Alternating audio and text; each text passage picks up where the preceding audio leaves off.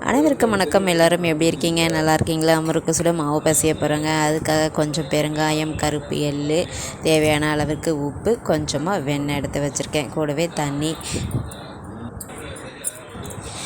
முறுக்கு மாவு தேவையான அளவுக்கு எடுத்தாச்சுங்க. இப்போ இந்த முறுக்கு மாவுக்கு தேவையான அளவிற்கு வெண்ணெய் சேர்த்துக்கலாம். அதன் கூட உப்பு, கருப்பு எள்ளு, பெருங்காயம், தண்ணி. நம்ம இந்த இவ்வளோ மாவுக்கு இவ்வளோ தான் தண்ணின்னு சொல்ல முடியாதுங்க. நம்மளுடைய மாவு அரிசியை பொறுத்து தான் அந்த தண்ணியோட அளவுமே மாறுபடும்.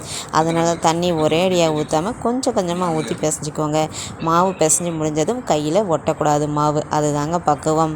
மாவு பிசைஞ்சு முடிஞ்சதும் அதை நம்மளுடைய முறுக்கச்சுக்கு ஏற்றவாறு சின்ன சின்ன உருண்டையாக உருட்டி வச்சுக்கோங்க. அப்போ தான் போடும்போது டக்கு டக்குன்னு எடுத்து போட ஈஸியாக இருக்கும்.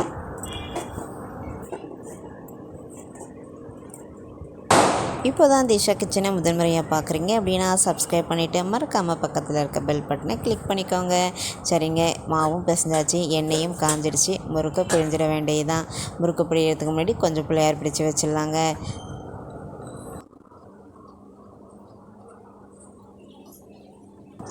1.5 படி மாவு முறுக்கு பிடிக்கிறதுக்கு எனக்கு கிட்டத்தட்ட 1.5 மணி நேரத்துக்கு மேலே ஆகிடுச்சு. ஏன்னா சட்டி சின்னதாக இருக்குது அப்படிங்கிறதுனால ஒரு 4 முறுக்காக தாங்க போட்டு எடுக்க முடிஞ்சுது. நீங்கள் இப்போ தான் ஃபஸ்ட் டைம் முறுக்கு பிழிய போகிறீங்க அப்படின்னா ஒரு படி அளவுக்கு முதல்ல புழிஞ்சிக்கோங்க. அதுக்கப்புறமா நீங்கள் பொறுமையாக புழிஞ்சு எடுத்துக்கலாம். ஒரேடியாக மாவு பிசைஞ்சிட்டு ரொம்ப நேரம் நின்று புழியிற மாதிரி இருந்தால் முடியாதுங்க.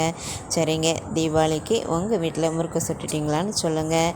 வீடியோ பிடிச்சிருந்தால் லைக் பண்ணுங்கள், ஷேர் பண்ணுங்கள், சப்ஸ்கிரைப் பண்ணுங்கள். மறக்காமல் அப்படியே பக்கத்தில் இருக்கிற பெல் பட்டனை கிளிக் பண்ணுங்கள். தேங்க்யூ ஃபார் வாட்சிங்.